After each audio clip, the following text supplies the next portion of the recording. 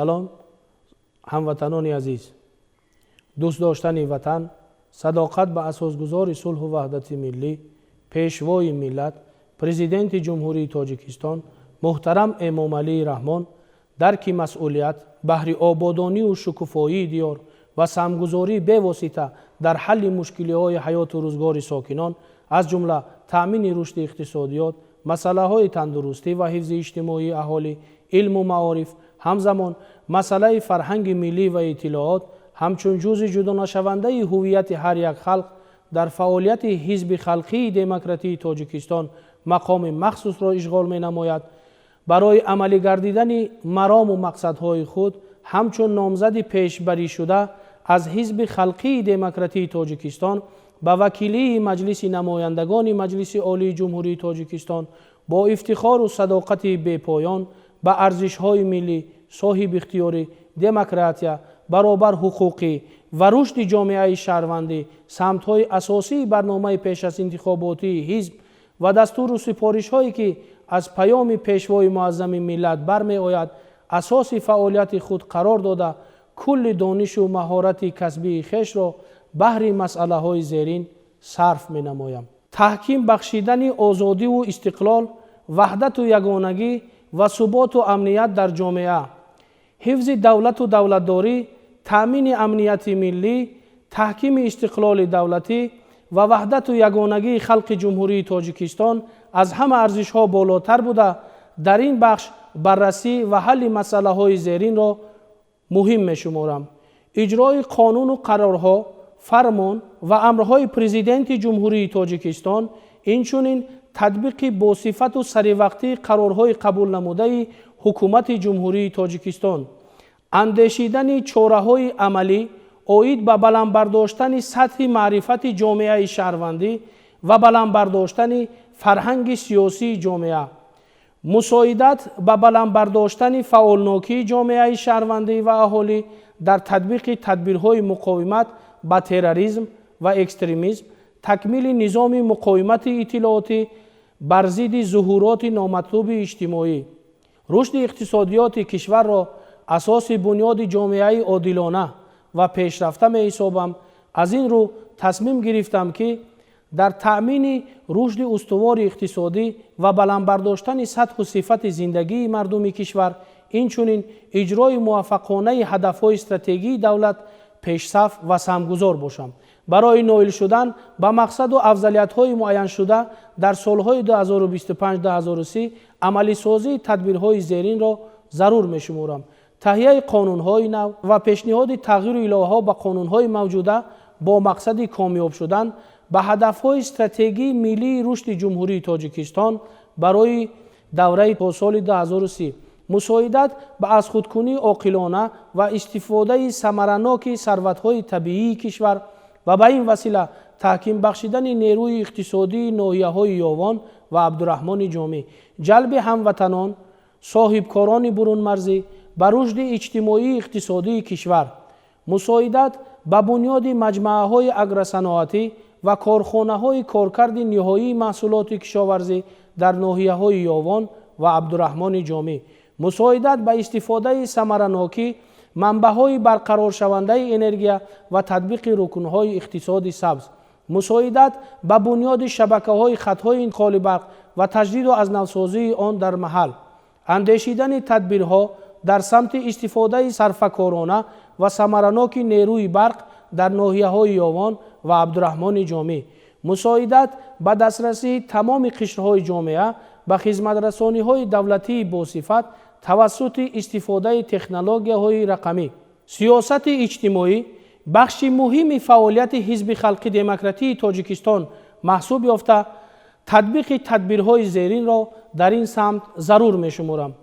غمخواری در حق گروه‌های آسیب پذیر اهالی، یتیمان و معیوبان، شخصان بی‌سرامانده و احتیاجمند، نفقه خوران و رسانیدن کمک طبی به آنها، ادامه بخشیدن اصلاحات ساحه تندرستی جهت باز هم بهتر نمودن دسترسی سطح و صفت و ثمرناکی خدمت‌رسانی‌های طبی به اهالی، اینچنین تقویت بیشتر بخشیدن کمک اولیه طبی و سانیتری در محل، تقویت دادن فعالیت مرکزهای کسب آموزی، فراگیری وسیع اهالی به آموزش کسب و اختصاصهای معاصر و زبانهای خارجی، فراهم آوردن شرایط مساعد جهت اشتراک فعالانه زنان و دختران در حیات سیاسی، اجتماعی، اقتصادی، فرهنگی و به این وسیله بلند برداشتن موقع زنان در جامعه، توجه و غمخوری به علم و معارف و حل مسئله های وابسته به آنها سرمایه گذاری به خاطر رشد نیروی انسانی می باشد. از این رو به خاطر رشد علم و معارف، بلند برداشتن معرفتناکی اهالی و باز هم بهتر گردانیدن سطح و صفت تعلیم، عملی ساختن اقدام زیرین را ضرور می شمارم. مساعدت به جاری کردن تکنولوژی‌های نوی علمی و اینواسیونی در استحصالات با مقصد رسیدن به هدف چهارم استراتژی کشور، صنعت کنونی با سرعت، تأسیس شبکه‌های یگانه اطلاعاتی و کمیونیکاسیونی در بخش علم و اینواسیون، مساعدت به تقویت فعالیت در سطح تطبیق استراتژی ملی رشد معارف در جمهوری تاجیکستان برای دوره تا سالهای 2030، مساعدت به بنیاد مؤسسه‌های تعلیمی نو و تعمیر مؤسسه‌های موجوده با در نظر داشت تأمین نمودن دسترسی به شرایط ضروری برای تحصیل در ناحیه‌های یاوان و عبدالرحمن جامی، سفربر کردن نیروی ذهنی جامعه جهت عملی گرداندن اقدام پیشوای معظم ملت عاید به 20 ساله آموزش و رشد فن‌های طبیعت شناسی دقیق و ریاضی در ساحه علم و معارف در سالهای 2020-2040، اندیشیدن تدبیرهای ضروری جهت دستگیری اجتماعی و معنوی آموزگاران و بلند برداشتن مقام آنها در جامعه، تشکل نظام نوی رشد حیات فرهنگی جامعه یکی از بخش‌های مهم به شمار رفته به رشد ساحه فرهنگ همچون تجسمگر سیمای معنوی خلق، متحد سازنده نیروی ذهنی، بیانگر تاریخی گذشته و معاصر، آیین عنعنه دیگر مقدسات ملی بوده. از این رو عملی ساختن اقدام‌های مذکور را در این ساحه‌ها مهم می‌شمارم. تشکیل واسطه‌های اخبار عامه جهت ترغیب و عاموی گردانی دستاوردهای ساحه فرهنگ و تربیه ذوق زیبایی پرستی جامعه، مساعدت نمودن بر رشد فضای یگانه فرهنگی تاجیکستان در زمینه حفظ، احیا و گسترش عنعنه و سنت‌های ملی، رقابتناک نمودن وسایط اخبار عامه ملی در شرایط برخوردهای اطلاعاتی، فراهم آوردن شرایط مساعد برای رشد همه‌جانبه ذهنی و جسمانی جوانان، ترغیب طرز حیات سالم میان آنها، تربیت جسمانی و رشد ورزش را یکی از عامل‌های مؤثر تربیت جسمانی در روحیه خودشناسی و وطنپرستی و معرفی شایسته کشور در عرصه بین المللی اعتراف نموده در این سمت تطبیق تدبیرهای زیرین را پیش بینی می نمایم.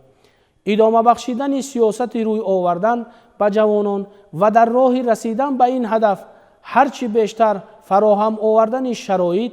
و زمینه و امکانیت‌های مساعد برای رشد معنوی و اخلاقی، تحصیل و کار و فعالیت جوانان، پس کردن سطح بیکاری، پیشگیری کردن ظهورات نامطلوب در بین جوانان و ویرانشوی عائله‌های جوان، مساعدت به حفظ سلامتی، طرز حیات سالم و رشد جسمانی جوانان، فراهم آوردن شرایط جهت گرفتن تحصیلات صفتناک و مساعدت به رشد اختراع‌کاری و ایجادکاری جوانان. نقش سیاست خارجی کشور را در روند رشد تاجیکستان همچون دولت صاحب اختیار و مستقل مهم می شمارم. تحکیم و گسترش من بعده مناسبت‌های دو جانبه و بسیار جانبه و همکاری‌های متقابلا سودمند جمهوری تاجیکستان به همه دولت‌های عضو سازمان ملل متحد، شریکان استراتژی، کشورهای شریک و منطقه با در نظر داشت تحولات و دگرگونی‌های جهانی معاصر، تطبیق چاره‌های گوناگون جانبه با مقصد و حمایت و تحکیم و استقلال، تمامیت ارضی، تأمین منفعت‌ها و امنیت ملی کشور، تأمین نمودن حقوق و آزادی‌ها و منفعت‌های شهروندان تاجیکستان و شخصان حقوقی آن در خارج و کشور، تطبیق برنامه مذکور بر رشد روزافزون اقتصاد کشور و پیشرفت و آبادی آینده تاجیکستان مساعدت خواهد کرد. از همه شهروندان دعوت می نمایم که در تطبیق این برنامه و فراهم آوردن آینده سازگار برای پیشرفت و سعادت خلق تاجیکستان یکجا با ما سهمگزار باشد. باوری دارم که با اعتماد شما سزاوار می گردم. از این رو به طرفداری حزب خلقی دموکراتی تاجیکستان و نامزد پیشبری شده از حزب خلقی دموکراتی تاجیکستان آواز دهید.